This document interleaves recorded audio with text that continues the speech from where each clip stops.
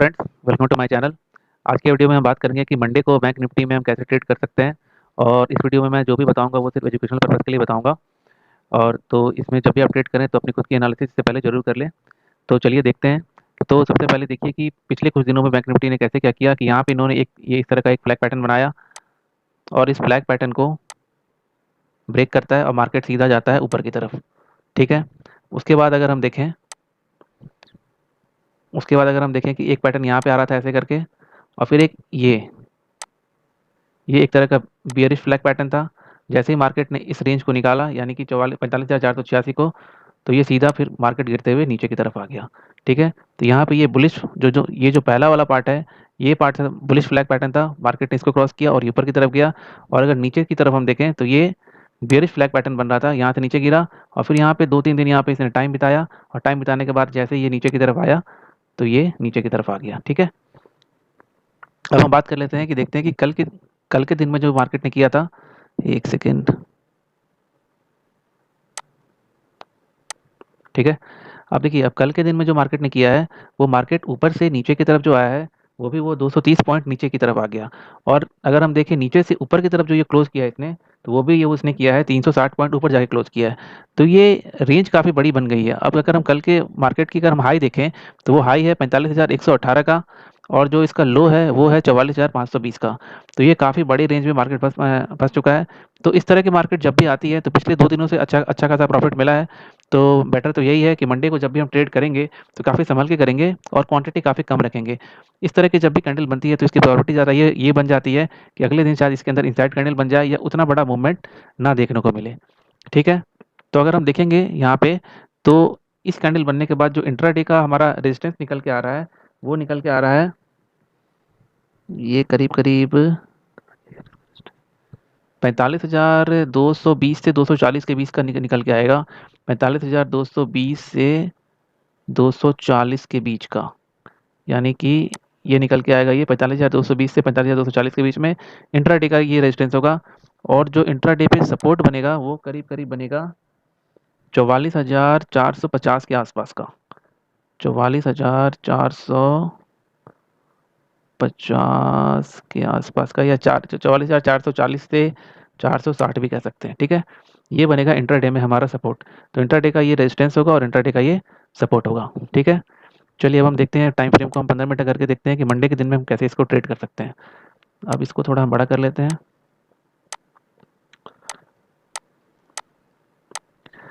अब देखिए यहाँ पे क्या हो रहा है।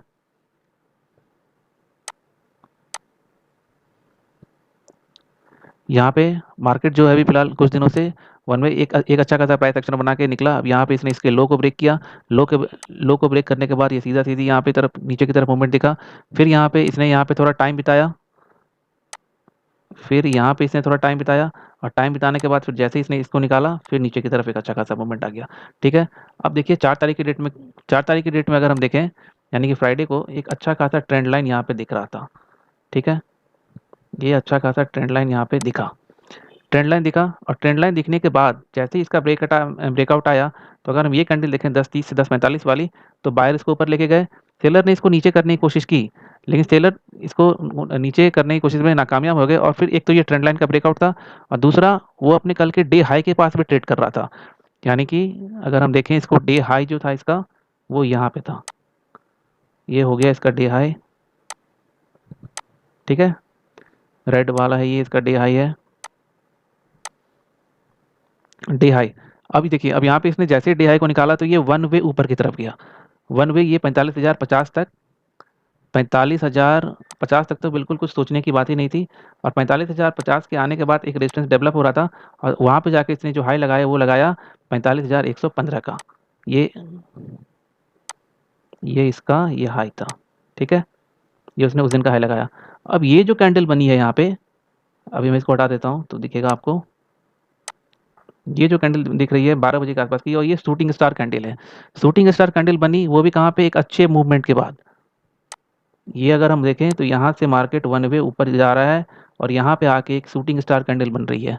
ठीक है। शूटिंग स्टार कैंडल बनी। शूटिंग स्टार बनने के बाद यहाँ पे इसने इसको कंसोलिडेट किया। और ये नीचे की तरफ आया, लेकिन फिर से इसको बायर ने ऊपर की तरफ धकेल दिया।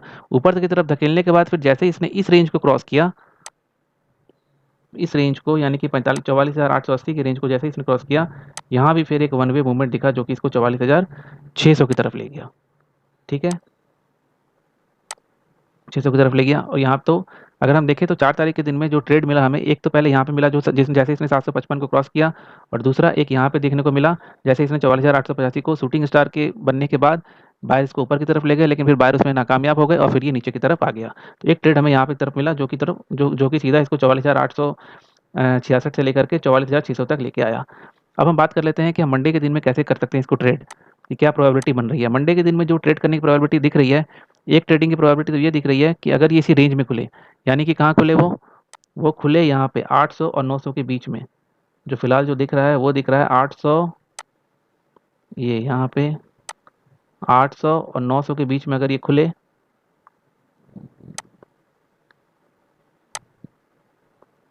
ठीक है, 800 और 900 के बीच में खुलेगा ये, और यहाँ पे ये थोड़ा टाइम बिताए, 800 और 900 के बीच में जो खुल के जब थोड़ा टाइम बिताएगा, तो जो इसका पहला टारगेट निकल के आएगा वो यही निकल के आएगा जो इसका कल का डे हाई है। तो पहला टारगेट इसका यही निकल के आएगा। ठीक है, अगर ये यहाँ पे टाइम बिताने के बाद नीचे की तरफ आता है तो फिर ये यहाँ पे कोशिश करेगा कि यहाँ पे आने की, फिर ये यहाँ से गिरने के बाद सीधा यहाँ पे आने की कोशिश करेगा जो कि है 44,600। अब देखिए, अब यहाँ पे अगर ये यहाँ पे आगे खुलता है कहीं, यानी कि 44,000, यहाँ पे 44,600 के आसपास, 44,600 के आसपास खुलने के बाद अब अगर ये कहीं यहाँ पे अगर कहीं टाइम बिता रहा है, ये थोड़ा सा गलत बन गया, ये यहाँ पे खुला और इसने यहीं पे कहीं टाइम बिताया, और टाइम बिताने के बाद अगर ये नीचे की तरफ आएगा तो फिर यहाँ दिक्कत हो सकती है कि 44,600 के बाद इसका जो सपोर्ट बनेगा वो तुरंत बन जाएगा 45,526 का। तो यहाँ पे हम ट्रैप होने के चांसेस ज़्यादा हैं। यहाँ से ये गिरा तो यहाँ पे इसका जो नेक्स्ट सपोर्ट डेवलप होगा वो यहाँ पे होगा, और जो फिर उसके बाद अगर ये इसको कंसोलिडेट कर जाता है, लेकिन अगर ये इसको भी निकालेगा तो इसको निकालने के बाद देखिए काफ़ी ज़्यादा मूवमेंट तो पहले हो चुकी होगी, यानी कि 44,900 से 44,500, तो 400 पॉइंट का मूवमेंट तो ऑलरेडी हो चुका है। तो इसके बाद भी यहाँ पे इसको कुछ बहुत देर टाइम बिताना पड़ेगा, तब जाके यहाँ निकलेगा, तब जाके यहाँ पे एक नई पोजीशन बनेगी। अदरवाइज ये फ्लो में ही आ गया तो यहाँ पे काफ़ी ज़्यादा रिस्की ट्रेड हो जाएगा, क्योंकि 400 पॉइंट की ऑलरेडी मूवमेंट हो चुकी है। ठीक है, और तो अगर हम देखें यहाँ पे, और अगर मार्केट यहाँ पे अगर ओपन हो जाए, यानी कि मार्केट अगर गैप अप ओपन हो जाए, गैप अप होने के बाद अगर मार्केट यहाँ पे कुछ देर टाइम बिताए, और टाइम बिताने के बाद अगर ये इसको निकाले, तो जैसा कि मैंने पहले ही बताया था कि जो हमारा इंटरडे का जो सपोर्ट है, जो रेजिस्टेंस है, वो है 45,220 से 240 के बीच। तो फिर अगला टारगेट जो निकल के आएगा वो यहीं कहीं के आसपास का निकल के आता है।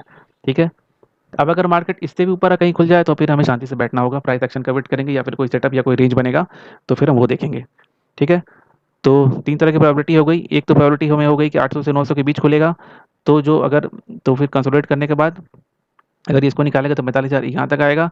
अगर 800 से 900 के बीच खुलने के बाद अगर ये नीचे की तरफ आता है तो यहाँ मिलेगा, या तो फिर एक काम करे कि ये 600 के आसपास आने के बाद यहाँ पे आने के बाद यहाँ पे टाइम बिताए और ऊपर की तरफ निकाले, तो फिर ये कल को अपनी क्लोजिंग के पास जा सकता है। ठीक है, और अगर और अगर बहुत ज़्यादा गैप अप या गैप डाउन को लिया तो फिर हमें प्राइस एक्शन का वेट करना पड़ेगा।